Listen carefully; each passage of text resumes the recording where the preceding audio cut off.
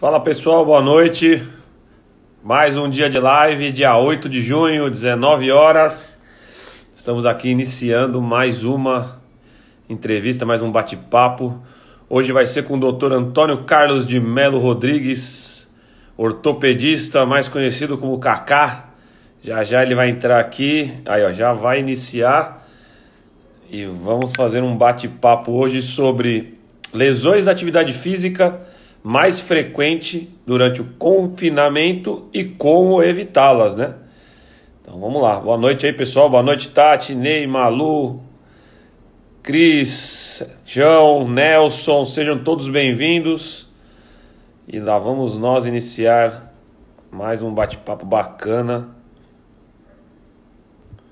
com mais uma pessoa competente, profissional e nada, um doutor, né? Falar com propriedade aí. Fala, Kaká, boa E noite. aí, boa noite, Leandro. Tudo certo, Kaká? Tudo certo. Então, hoje iremos fazer um bate-papo aqui a respeito desse povo aí que está confinado dentro de casa, né? Sobre articulação, como evitar as lesões, né? Bom, Kaká, antes de tudo, eu gostaria até que você fizesse uma breve apresentação de quem é você. Quem é Dr. Antônio Carlos de Melo Rodrigues? Vai lá, Kaká. Bom, eu estou radicado em Campinas desde 74, fiz colégio Culto à Ciência, fiz faculdade na PUC de Campinas e residência no Centro Médico de Campinas em Ortopedia e Traumatologia. Me especializei mais na área de medicina esportiva e lesões do joelho. Oh, legal. Uma época eu também operei muita coluna, mas depois eu optei por ficar no joelho só, são duas especialidades que tem muita gente, muitas patologias, então acaba que a gente precisa direcionar para uma específica para você se dedicar mais profundamente. Exato. E foi assim minha vida. Tenho consultório aqui em Campinas, fui do COC, né, do Centro de Ortopedia aqui na Norte Sul. Depois nós continuei lá no CTO, que era uma dissidência, era uma separação de 24, 25 anos atrás. E tenho consultório em Sumaré também. E atualmente eu coordeno a equipe de ortopedia do Mato Teodora. Legal. Então a experiência é grande aí, Kaká. Já são anos aí de Estou fazendo esse ano cirurgia, de estou fazendo atendimento. 35 anos de formado. Que beleza, hein? Tem pouca bagagem aí, né, Kaká? Tem pouca Um história, né? pouquinho. Legal. Kaká, então você falou para mim que... Você falou pro pessoal aí, na verdade, para mim, mas pro pessoal, que você trabalhava com coluna, né? E agora hoje você é especialista na parte de joelho, certo? Hoje você trabalha apenas com o joelho. Lesões de joelho, menisco, cruzado e por aí vai, é isso? Na realidade, medicina esportiva tem uma equipe, né? A gente sempre compõe os lugares onde a gente trabalha. Acaba tendo mais de um especialista. A gente tenta agregar o maior número de profissionais possíveis para que possa ter a cobertura de todas as especialidades, né? Legal. Kaká, então hoje a gente vai fazer um bate-papo a respeito dessas lesões aí frequentes de atividade física, né? Principalmente o pessoal aí que às vezes faz em casa, que a gente está hoje nesse clima, né? De você tentar fazer uma atividade em casa, na maioria das vezes não orientado, alguns orientados, mas mesmo orientado de longe, não é possível fazer a correção correta e as pessoas acabam aí se machucando. Eu mesmo, nesses dias atrás aí, amigos reclamando de dor em joelho, dor em coluna, porque às vezes fica sentado o dia todo, às vezes não está mais nativa como deveria estar, enfim. Então, acho que hoje vai ser um bate-papo mais voltado para isso, certo? É isso mesmo? O que acontece, né, nessa época de quarentena, onde todo mundo teve um isolamento social, o que acaba acontecendo é que o nível de ansiedade aumenta, as pessoas que têm o hábito, né, de ir saudável, diga-se de passagem, de ir à academia toda semana, é um lugar onde não só faz atividade física, mas tem grandes amigos. Então as pessoas acabam ficando restritas à casa e muitas vezes até desse convívio, né?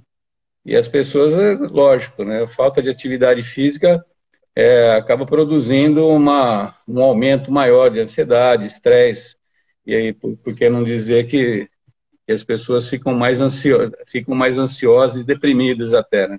Exatamente, exatamente. Cacá, já vou te mandar a primeira pergunta aqui. O que você tem observado nesse período de quarentena, principalmente nos seus 2 consultórios, né, Cacá? Quais são as queixas mais frequentes que você ouve nesses dias aí, né? Nesses já quase 90 dias confinados aí que o pessoal está? Bom, nessa época onde acontece a queda de temperatura, a gente acaba tendo muita queixa de dor lombar, as lombalgias, né?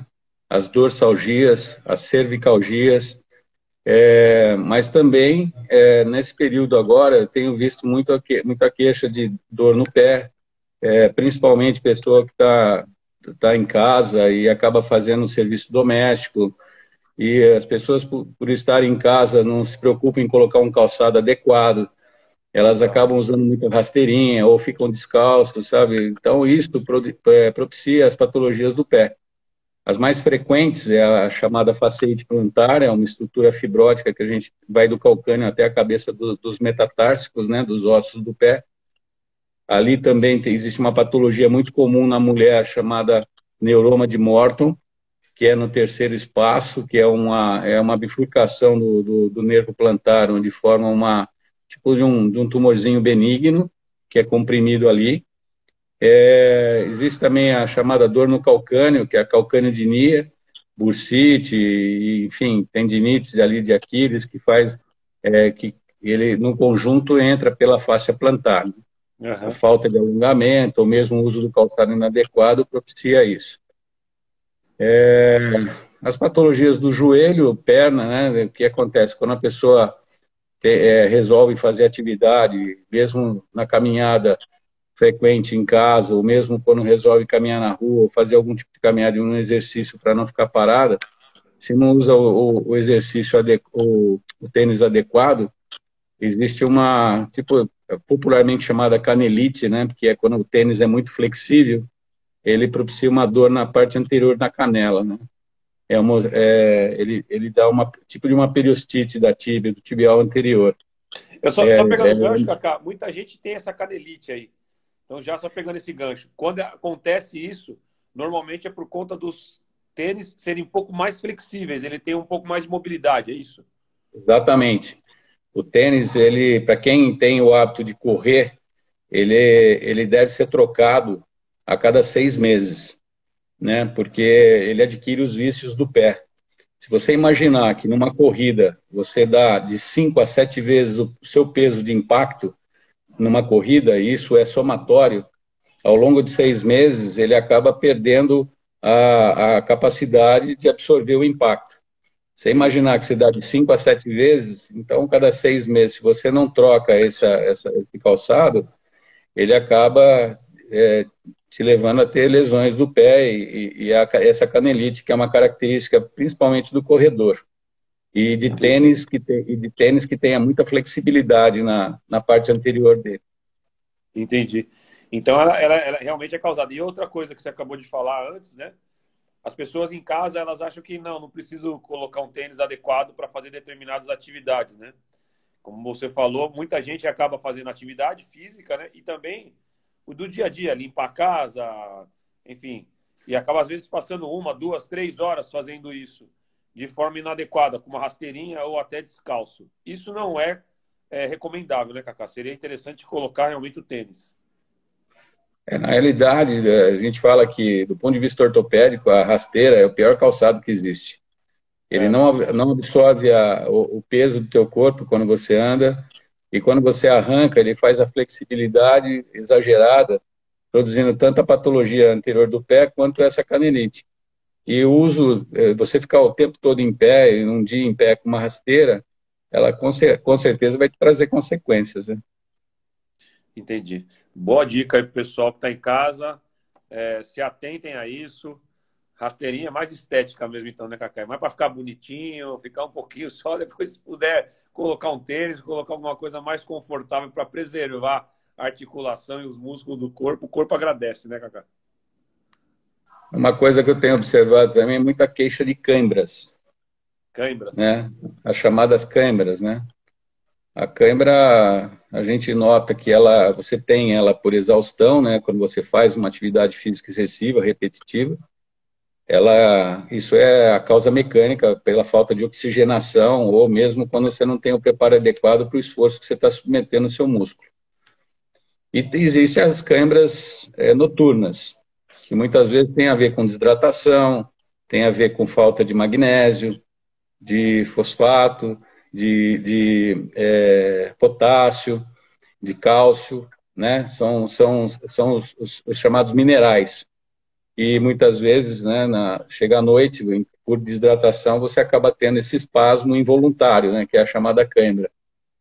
E isso é recomendado uma boa alimentação, uma boa hidratação, tomar mais que 2, 3 litros de água por dia, comer banana, que tem potássio, abacate, feijão, castanhas, são coisas que podem, isso do ponto de vista alimentar, ou então com suplementos, né?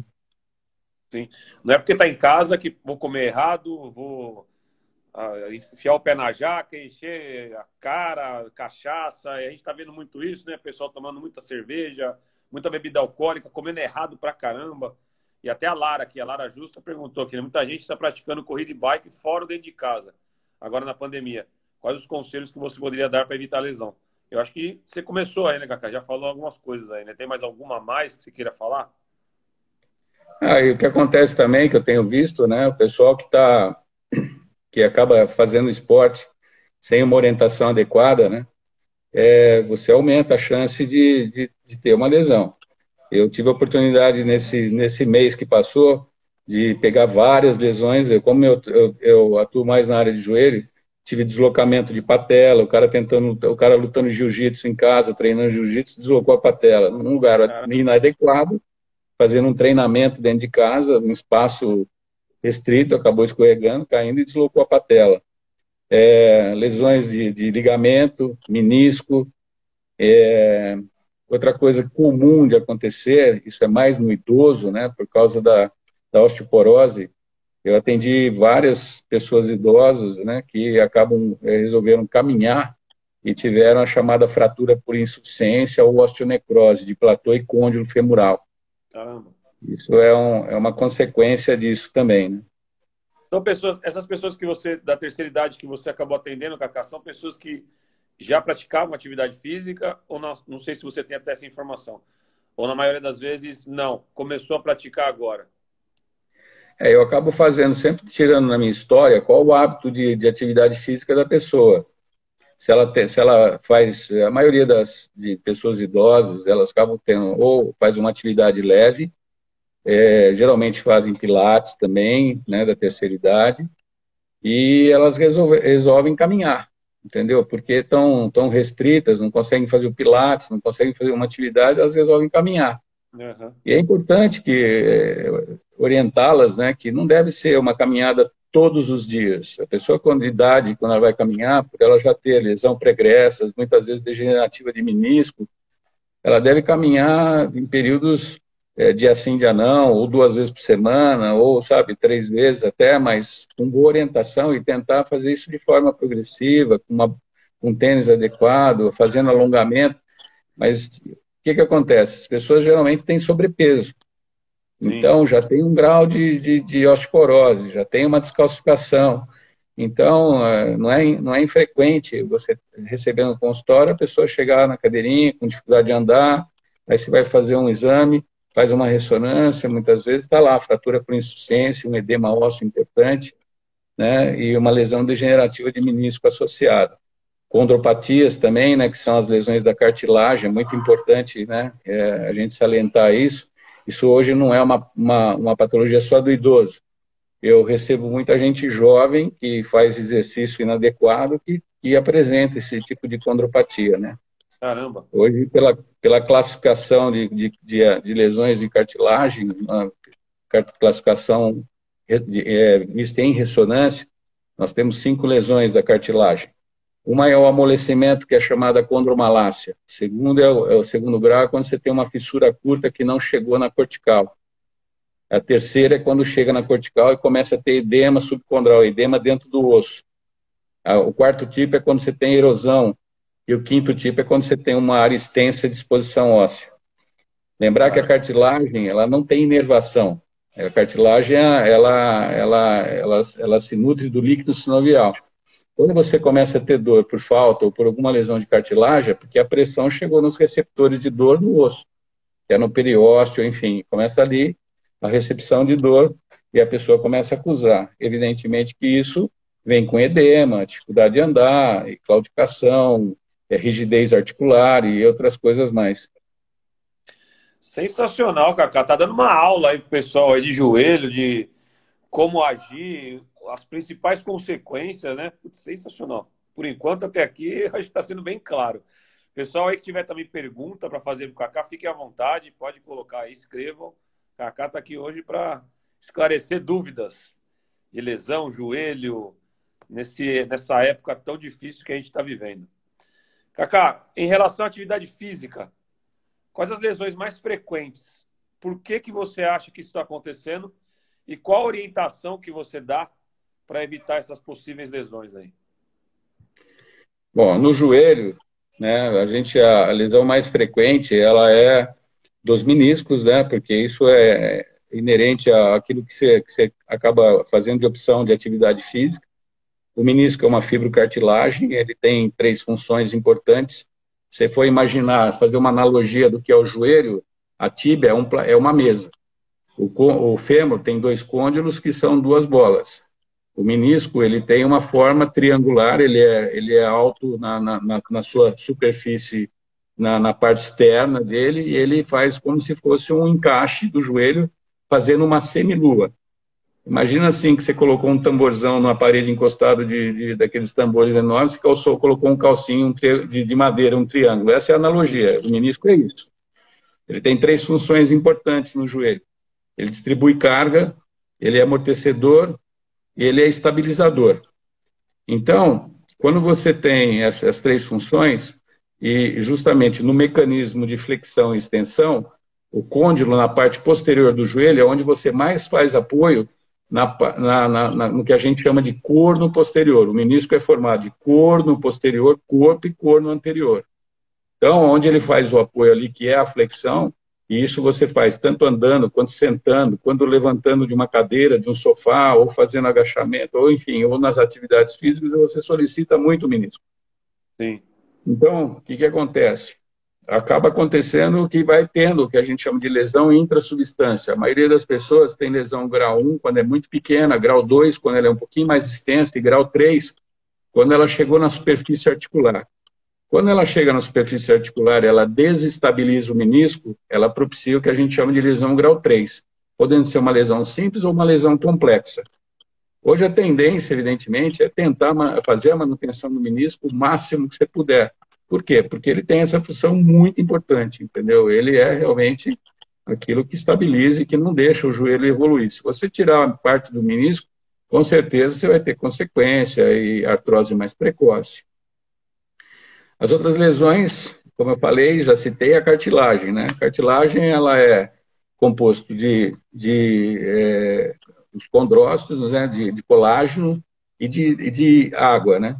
Então, quando ela é solicitada de forma inadequada, né? ou por sobrepeso, ou por um exercício indevido, coisas assim, ou o excesso, ela pode causar lesão da cartilagem. Outras lesões que são frequentes hoje, né, por causa da energia, do trauma e da energia do exercício, e as pessoas estão cada vez solicitando mais, é a lesão ligamentar.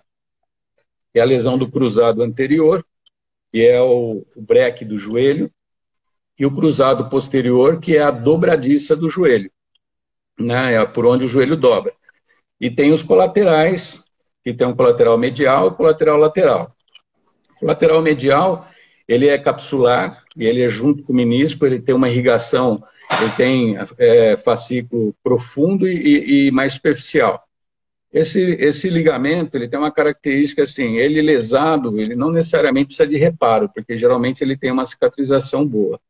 O lateral já não. O lateral, ele é ele é único, ele não tem assim nenhuma irrigação. Quando lesado, ele propicia às vezes até uma lesão nessa aí, tem ainda um ligamento arqueado atrás dele chamado canto posterolateral, que pode dar às vezes até uma deformidade em vário do joelho, né, quando lesado. Caramba, Cacá, você deu uma. Como diz a Tati, que acabou de escrever, que aula. Que aula que você acabou dando aí pro pessoal. Deixa eu tentar fazer um link aí, se é que eu posso dizer essa palavra, né? Quando a pessoa começa a sentir dor no joelho, Cacá, tem algum lugar, quando dói em cima da patela, embaixo da patela, atrás do joelho, na frente do joelho, tem algum um indício do que pode vir a ser e qual grau que seria? 1, 2 ou 3? Não sei se não consigo levantar que dói meu joelho. Eu andando dói meu joelho. Tem alguma relação, Cacá? A primeira coisa que você tem que fazer na história do paciente é ver se ele tem algum trauma, qual é o tipo de atividade que ele pratica, para a gente imaginar se isso é uma lesão de cartilagem ou não. Existe uma patologia muito frequente chamada dor anterior do joelho, que ela é causada também por uma disfunção da patela em relação ao fêmur. A patela, ela é um osso sesamoide. Vamos lembrar, ele tem 4 músculos que chegam ali, são os quadríceps. Tem vasto medial, vasto lateral, reto femoral e vasto intermédio. São 4 músculos que chegam na patela, eles passam pela patela e vão formar o tendão patelar ou o ligamento patelar, como muitas vezes a pessoa chama de ligamento patelar. Então, essa disfunção, o joelho é uma articulação muito dinâmica, ela depende do tônus muscular, porque você tem o estabilizador estático, que é o ligamento, você tem o estabilizador, que é quando você flexiona o joelho, você relaxa o seu cruzado. Então, você depende de um bom tônus do quadríceps para segurar o joelho. Então, você depende tanto da musculatura quanto do ligamento. E a musculatura antagonista seria a parte de isquiotibiais, que também é importante porque ele sai lá do isco e vai inserir na parte tibial posterior. Então, tudo tem correlação. Se você tem uma musculatura bem trabalhada, você não sobrecarrega o mecanismo extensor. É importante salientar a necessidade de alongar bastante. Por quê? Porque além desse... O que é a sobrecarga? É quando você tem um aumento de pressão da patela em relação ao fêmur. Aí você tem o tendão patelar ali. Atrás do tendão existe uma gordura que nutre o tendão chamada gordura de Hoffa. Ela é uma gordura, uma estrutura, uma bolinha de gordura que ela, com muita frequência, ela inflama, ela causa uma inflamação chamada rofite. Então, quando a pessoa tem dor no joelho, na parte anterior, tudo isso você tem que levar em conta, tá? Porque se foi por uma atividade. Outra coisa que não dá para esquecer de comentar é o joelho na fase embriológica, ele é dividido em 3 câmaras. E quando ele evolui, ele é posterior, ele sofre uma torção e vai virar uma parte anterior quando ele está lá no embrião. Ele tem resquícios dessas câmaras e ele tem uma estrutura chamada plica. Então, a plica ela está relacionada diretamente na cápsula do joelho, que está o quê? Relacionado ao tônus da musculatura da coxa. Se a musculatura da coxa ela tem uma boa tensão, ela tira essa plica. Se ela não está, quando você vai iniciar o movimento, você prende a patela em relação ao fêmur e morde essa plica, causando também uma dor anterior do joelho, que muitas vezes, se ela espessa muito, ela vira uma plica patológica. Caramba. Só resolve com uma artroscopia e uma soltura via artroscópica. Caramba, Cacá. Então é muito relacionado ao histórico, é muito relacionado às patologias, é muito relacionado às atividades. Tudo tem uma relação, né? Não é simplesmente chegar, não é receita de bolo. Você tem isso ou você tem aquilo, né? Antes de mais nada, uma boa história, né? Sempre, né? Você tirar a história, você examinar o paciente, né? Não se prender o exame é só complemento. Você tem que tirar uma história do paciente, ver a atividade dele, ver qual é o hábito dele, ver o esporte, se ele tem orientação, se ele faz por conta, se ele não faz, e quais as orientações que ele tem. Depois que você fizer um bom exame clínico, avaliar ligamento, tem exames que você faz para ver se ele pode ou não ter sintoma de menisco, são sinais e sintomas, né, que são testes que você faz. Aí você tira já uma hipótese sua. Aí, evidentemente, que o raio-x ele é importante, você não dispensa o raio-x, um mecanismo importante para você ver a formação de patela. Você tem uma imagem do raio-x em axial, que a gente chama, que você tira o fêmur com a patela para você saber se tem báscula ou não, se tem a predomínio de uma musculatura maior ou não na coxa da pessoa, né?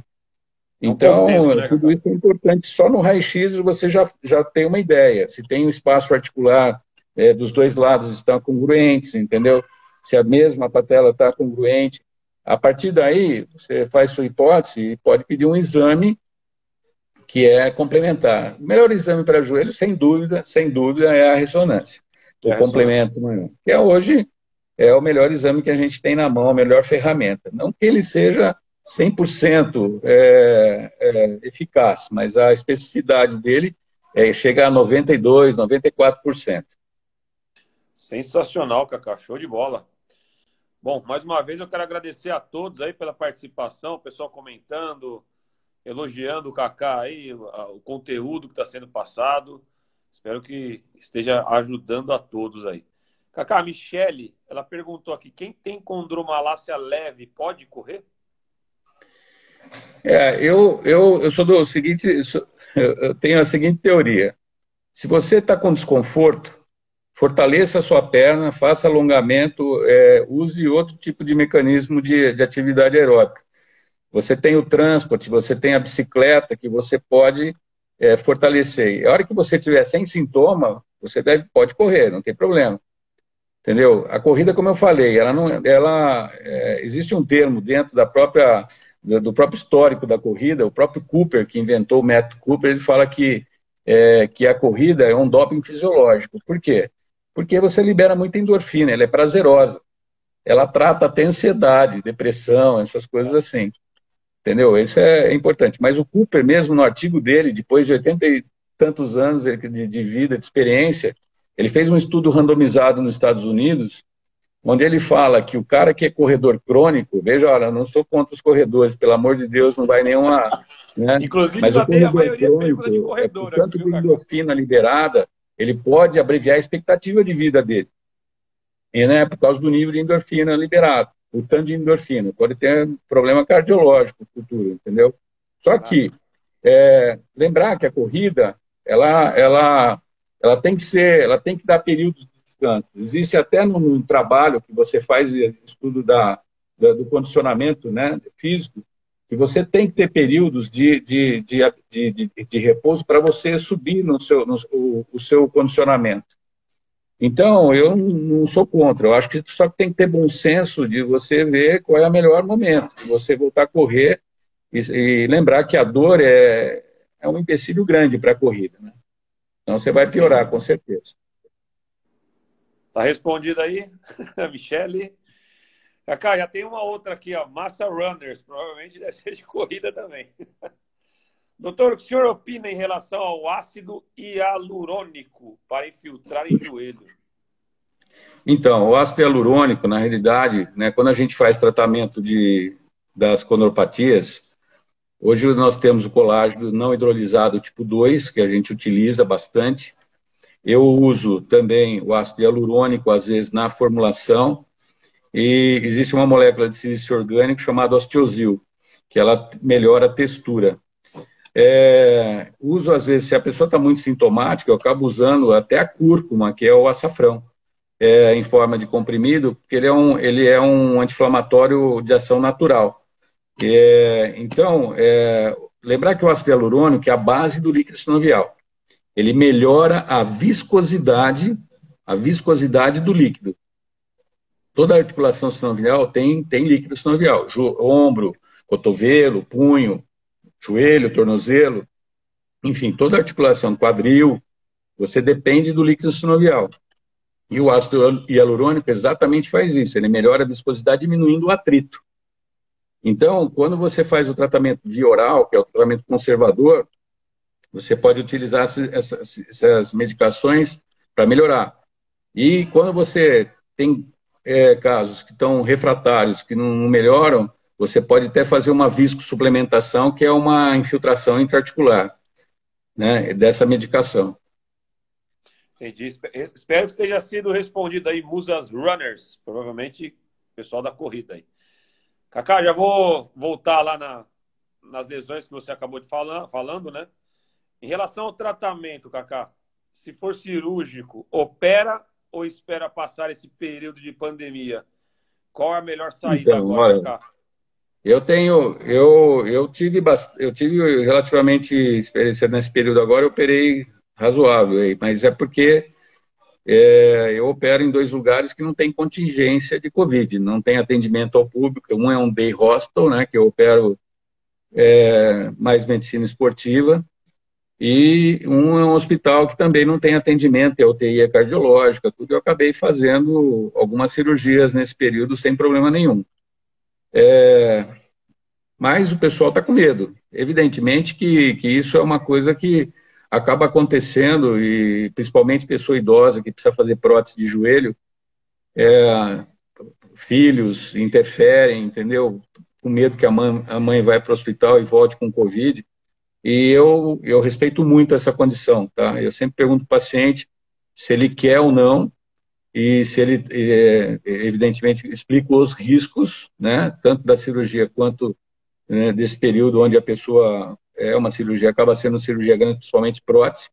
A pessoa perde sangue, ela fica um pouco mais debilitada, vai necessitar de trabalho de fisioterapia, de recuperação. Então, eu respeito muito essa condição da escolha do paciente, mas eu tenho operado. Quando é necessário, né, chegam casos em que a pessoa está tem uma dor exacerbada, principalmente quando é uma lesão, né, de ligamento, menisco. O que eu observei, muita gente, por causa de contrato, estar afastado e por causa de afastamento, eles resolveram operar nessa época. Tá? Já tem a lesão, já tinham a lesão, por força de contrato, e resolveram operar. E eu tenho operado regularmente. Aproveitou Entendeu? o momento, né? Exatamente. Tá. Uma coisa que é importante salientar, viu, Leandro, também que nós estávamos falando nesse período, que o que tem observado bastante, além de estar uma época que está um pouquinho mais frio, o pessoal que está em sofá, assistindo filme, o que é que vai acontecendo? Adormecendo, de forma errada, cervicalgia de monte. Eles espasmam, dor muscular, né? A dorsalgia, por causa das tais séries, ficam horas na televisão, muita gente com dor. Lembrar que também na lombalgia, nessa época de frio, tomar cuidado no primeiro momento de dobrar o corpo, flexionar o tronco, né? Sempre flexionando o joelho, nunca dobrar o corpo sem flexionar o joelho, para não ter estiramento ilho-lombar, contratura do quadrado lombar, que é muito frequente, tá? A pessoa chega, sabe, até com uma posição antálgica bem importante no consultório. Aí, pessoal, dicas valiosas aí pro pessoal que está sentado muito tempo na frente da TV aí. Procurem sempre tomar cuidado aí em relação a como senta, como adormece, né, Cacá? Tira aquele cochilinho da tarde, cochilinho da manhã. Não tem muito o que fazer, tá trancado dentro de casa, mas tomar esses cuidados aí. Cacá, queria que você falasse um pouquinho o que é uma lesão muscular. Acho que tem muita dúvida aí, né? Lesão muscular, estiramento, enfim, quais seriam os tipos de lesão muscular, Cacá? A lesão muscular propriamente dita, a gente tem 3 classificações, né? É que o pessoal fala muito em estiramento, em contratura, aquela coisa toda. Exatamente.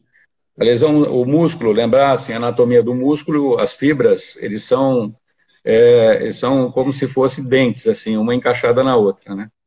E o que envolve o músculo é a fáscia, né, que é a estrutura que dá o formato ao músculo. Então a gente classifica a lesão muscular em grau 1, 2 e 3. Grau 1 é quando você tem uma lesão leve. É quando você deu uma pequena lesão, uma lesionada com algumas fibras, não mexeu na estrutura do músculo. Ela é uma lesão mais interna. Geralmente, ela se trata com gelo, sintomático, alongamento, ou forma de calor profundo, trabalho localizado.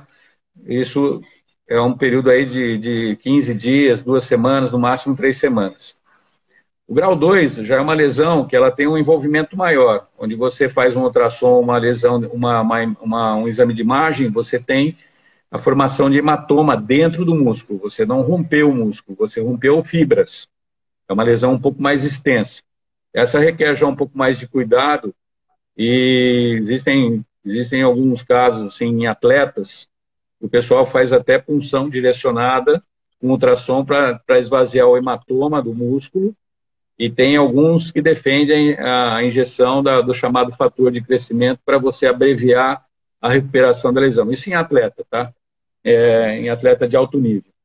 E tem a lesão grau 3, que é uma lesão de ruptura total, é aquela que rompeu o músculo mesmo, né? Você separou o músculo, fez um gap, às vezes ele afasta o músculo e rompe a fáscia.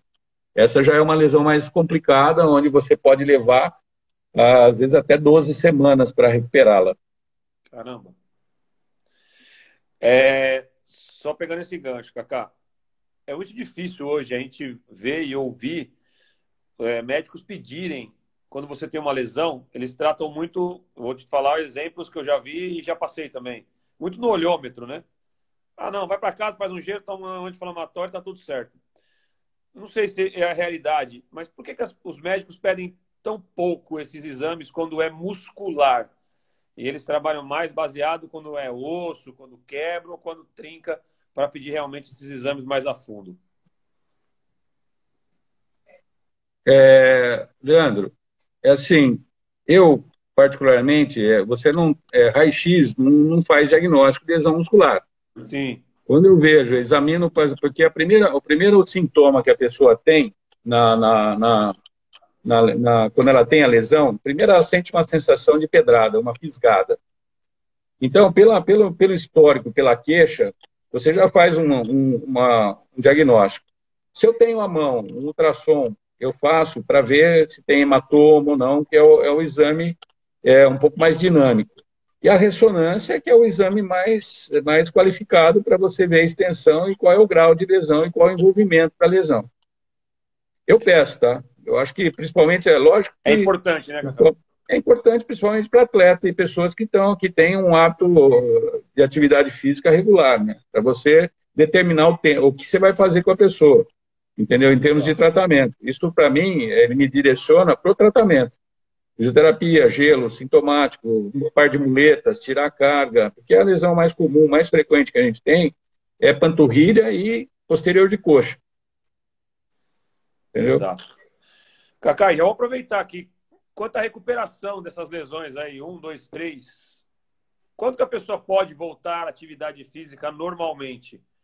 O tempo, enfim. E se também, né? Claro, eu vou aproveitar e emendar aqui. Precisa de uma fisioterapia, precisa de um fortalecimento. Como que seria isso, Cacá? Sou muito favorável à fisioterapia. Acho que isso aí é um papel de recuperação muito importante, né? Isso, o médico tem que fazer o diagnóstico, mas quem faz a recuperação disso é o fisioterapeuta. Então, você tem, no grau 1, geralmente de 12 a 15 dias, você já consegue fazer a pessoa voltar. No grau 2, que é uma lesão que envolve um pouco mais, ela leva geralmente a partir de 4 a 6 semanas, já dá para você colocar a pessoa em atividade. E quando você tem uma lesão total, primeiro, quando você tem uma ruptura total, você tem que avaliar se o caso é conservador ou tem que fazer algum tratamento cirúrgico, tá?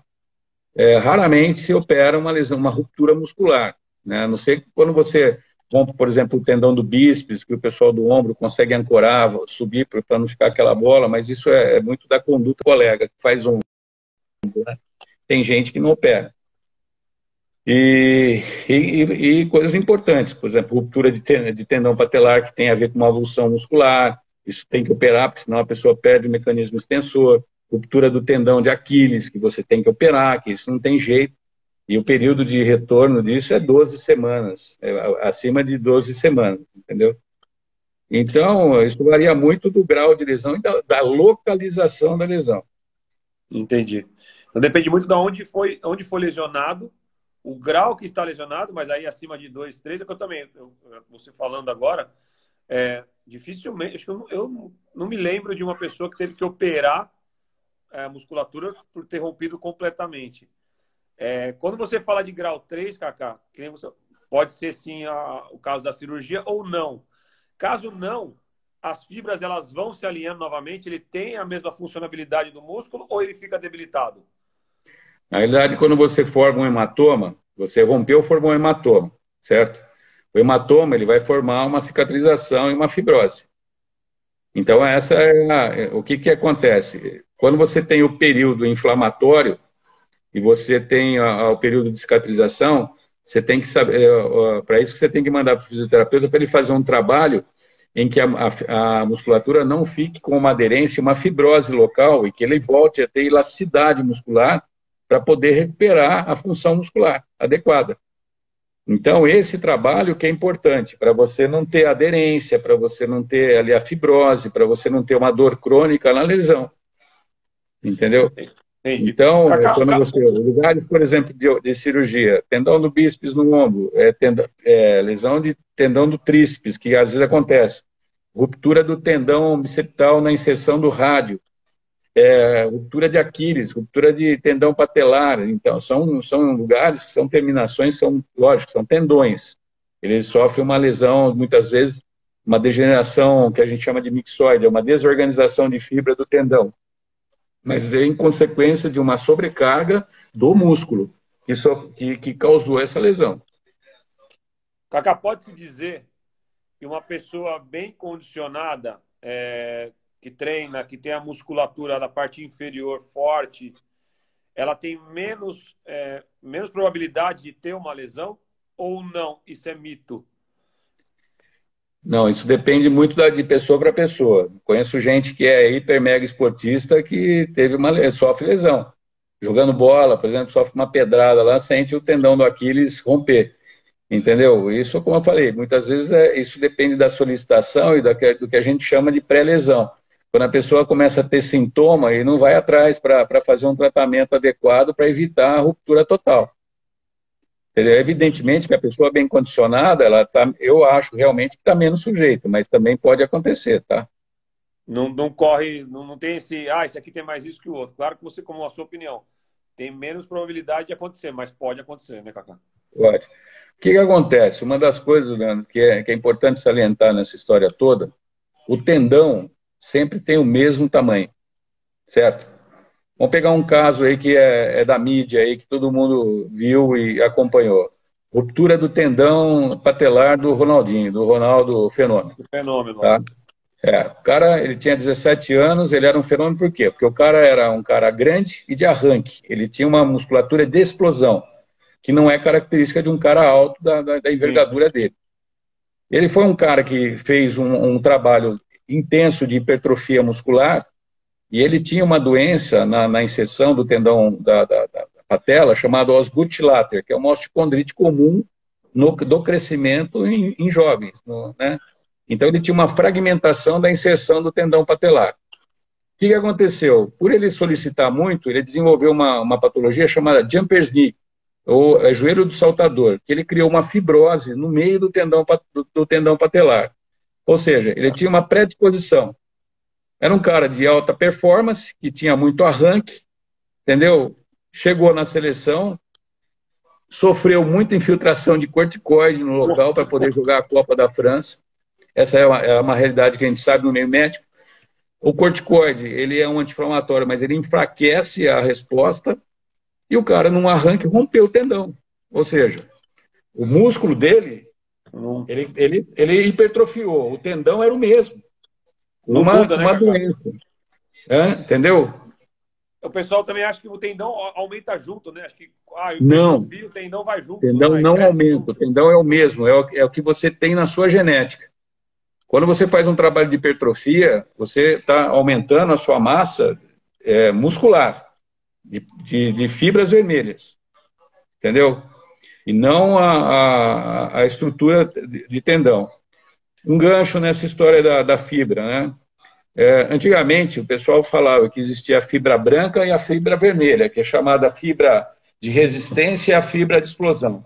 Exatamente. Com o tempo, descobriu-se, né, com os fisiopatologistas, tudo, eles começaram a estudar, e partiu de um estudo na Alemanha, e tem um cara aqui em São Paulo, da Paulista, chamado Ben Smith. O cara começou a fazer estudo e fazer biópsia muscular. Hoje é sabido que nós temos 9 tipos de fibra muscular. E através disso, em atleta de alta performance, você pode direcionar o trabalho de condicionamento do cara de acordo com as fibras que ele tem. Isso é feito nos atletas, principalmente no futebol. Aqui no Brasil, a realidade é futebol. Então, esse trabalho começou no São Paulo, depois foi para o Palmeiras, foi para o Corinthians e foi para o Palmeiras. E todos os grandes times têm esse tipo de trabalho, tá? Ele é direcionado para a modalidade, normalmente, né, Kaká? Então, por exemplo, futebol, como você falou, né? É um mito no Brasil, Não, né? Onde todo mundo gosta. Começou pelo futebol, mas atualmente eles fazem isso até em outras atividades. No atleta olímpico, por exemplo, o cara do arranque, o cara que você tem, né? Eles começam a trabalhar e fazer o condicionamento no cara que tem qualidade de explosão, no cara que tem qualidade de resistência, que é o fundista, mesmo, né, no cara que faz canoagem, enfim, todas as atividades, eles estão fazendo estudos, né, para o atleta, para você fazer o condicionamento direcionado para o tipo de fibra muscular que o cara tem na composição dele genética. Sensacional. Show de bola. Ó, o Danilo está perguntando aqui, ó. Danilo está lá nos Estados Unidos.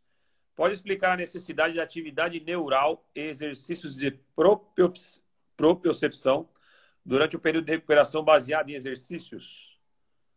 Na realidade, assim, por exemplo, quando eu opero muito o joelho, né, uma das coisas que a gente nota bastante, principalmente quando faz ligamento, a perda de massa é muito importante, né, a atrofia muscular que a pessoa tem. Então, uma das atividades mais importantes é você ganhar a propriocepção, depois de um tempo você começar a trabalhar a propriocepção para a pessoa trabalhar o equilíbrio. O equilíbrio vem da composição da massa e da segurança que a pessoa tem. Então, é muito importante isso na recuperação de uma pessoa, tá? Muito importante. Tá? E tem casos que a gente até acaba dando medicação para você estimular isso aí, para diminuir um pouquinho o que a gente chama de dor neuropática, né? Que às vezes você tem resquícios, por exemplo, numa prótese de joelho, num ligamento, numa cirurgia de ligamento, para poder recuperar isso. Outra coisa que eu gosto muito de dar para o meu paciente também é complexo B, né? E entro muito com magnésio e B6. Sensacional, Kaká. Tá dando aula aí, cara. Bom, pessoal elogiando aqui, Kaká, falando que você salva a academia, você ajuda todo mundo lá, já salvou um monte de joelho. O Serginho falando que você colocou prótese na mãe dele, graças a Deus, tá bem. Olha o Vinícius aqui, o Furini, que foi o nosso economista aí, que não é economista. Além de médico maravilhoso, é um chefe de cozinha de alto nível. É isso aí, gente. Pessoal, só elogios aqui, Kaká. Não é de graça, né? Excelente profissional.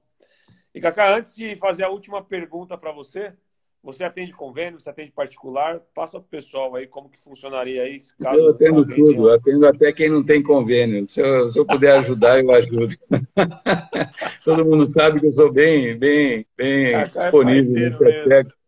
Eu gosto muito do que eu faço, pode ter certeza. Eu não faria outra coisa. Eu nasci para... Eu amo o que eu faço, de verdade. Que bom, com todo Kaká, carinho. Vou te fazer uma visita, porque o joelho tá zoado. No CTO lá, eu atendo mais Unimed, né? Mas no Madre Teodora hoje tem uma gama enorme de convênios lá, né? Quase todos os convênios estão no Madre Teodora. Então, a gente atende todo mundo, né? Eu só direciono dependendo do convênio da pessoa. Show de bola, show de bola. Kaká, para fechar a nossa live, que foi sensacional aí, acho que ajudou. Nossa, foi uma aula. Você deu uma aula aqui de joelho. Até para o pessoal que está fazendo residência aí, que quer seguir isso aí. Educador físico, que acha que joelho é tudo igual, é uma coisa só que trata, que eu já vi isso. Mas eu acredito que você trouxe muita informação técnica e informação do dia a dia aí para esse pessoal que tem dor no joelho, que tem algumas dúvidas referentes a joelho, que é uma lesão que quem não conhece uma pessoa que não operou o joelho, né, Kaká? Acho que no nosso meio, pelo menos na minha família, aí, com os amigos, são uns 10, no mínimo, que já operou o joelho. Mas é isso. Kaká, eu queria que você fechasse aí dando dicas para esse pessoal que está em casa, está aflito, não vê a hora de sair. Você como médico, cirurgião, ortopedista, o que você pode trazer aí de dicas para esse pessoal ficar em casa, continuar a manter uma atividade física, enfim, na visão de um médico excepcional que é você? Bom, eu acho assim, a atividade física nessa fase é muito importante. Primeiro porque a quarentena e a ansiedade faz com que a pessoa, a gente não brinca, mas abre a caixa de ferramenta. Então, obesidade não é bom para ninguém, eu brigo com a balança desde que eu me conheço por gente, eu tenho essa preocupação, né? Aqui em casa sou bem cobrado pela Tati, né? Porque ela pega no meu pé mesmo também, né, mas do ponto de vista bem saudável, né? Porque ela quer meu bem, evidentemente. Lógico. Acho importante que a pessoa tenha, mas com orientação, tá? Se ela resolver fazer atividade por conta, ela tem uma grande chance de se machucar e de acontecer alguma patologia importante. Então, alongar antes e depois de atividade, hidratação, frutas, verduras, procurar um profissional, um nutrólogo ou um endocrinologista para orientá-la quanto à reposição de minerais, de substâncias que podem ser benéficas do ponto de vista metabólico para ela, e procurar um profissional que possa orientá-los adequadamente para fazer a atividade. É muito importante que isso se estabelecesse, principalmente pela idade, e fazer um condicionamento adequado para a idade e para o que a pessoa quer. A pergunta sempre é o que você quer, entendeu? O que você deseja, entendeu? E se ela quer um condicionamento leve, se ela quer para manter o corpo dela, pelo menos, sabe, em atividade, se ela quer um condicionamento um pouco mais pesado, tem que ser feita uma orientação e tem que buscar uma orientação profissional para não ter as lesões, entendeu? O médico, ele trata, mas a gente não está ali do lado no dia a dia do paciente para orientá-lo, entendeu? Eu acho que é importante que a pessoa tenha essa consciência, entendeu? E outra coisa, alimentação é importantíssimo que a pessoa tenha uma alimentação boa, né? Exato. Pô, Cacá, legal, cara. Mais uma vez, em nome da academia, eu quero agradecer você ter disponibilizado aí essa hora, das 7 às 8, tem uma horinha para bater um papo com a gente, passar esse conteúdo para esse pessoal. Em nome do Renato, da Bel, eles agradeceram aqui nas mensagens de você ter aceito o convite. Eu acho que foi muito válido. Ajudou muita gente, ajudou os profissionais de educação física e ajudou o pessoal que está em casa. Foi muito legal, Cacá. Muito obrigado mesmo, de coração. Agradeço. E o Renato dá essa oportunidade para eu entrevistar feras aí como você. Eu que agradeço a oportunidade, tá? Eu tenho o maior carinho pela A, tenho grandes amigos lá, tá? E a minha esposa trabalha lá também, que é a Tati, né? E tenho uma amizade muito grande com o Wilson, com o André Canella e com o Joaquim. A gente mantém uma amizade muito, muito saudável. E os outros profissionais também, a Flavinha, o Xandão, enfim, o Chão. Eu tenho um carinho muito grande. O Ricardo, o Juliano lá na fisioterapia. Demais, demais. Eu tenho muito respeito pelo profissional de atividade física e acho um profissional essencial na vida da gente, entendeu? Toda profissão feita com amor, ela transcende sabe, não dá para falar. Se a pessoa faz aquilo com amor, acabou, não tenho o que dizer. Exatamente. Cacá, mais uma vez, cara, muito obrigado. Obrigado a todos que participaram e assistiram. Quem não assistiu, vai ficar lá no Instagram, fiquem à vontade. Conteúdo para todo mundo dar uma olhada quando quiser. Cacá, muito obrigado. Uma boa noite. E que em breve, se Deus quiser, conseguiremos fazer uma outra aí, né? Até para Então, tá, apertar eu que um pouquinho a agradeço. chave, a hora que tudo isso voltar. Muito obrigado. Valeu, Cacá. Abraço. Valeu.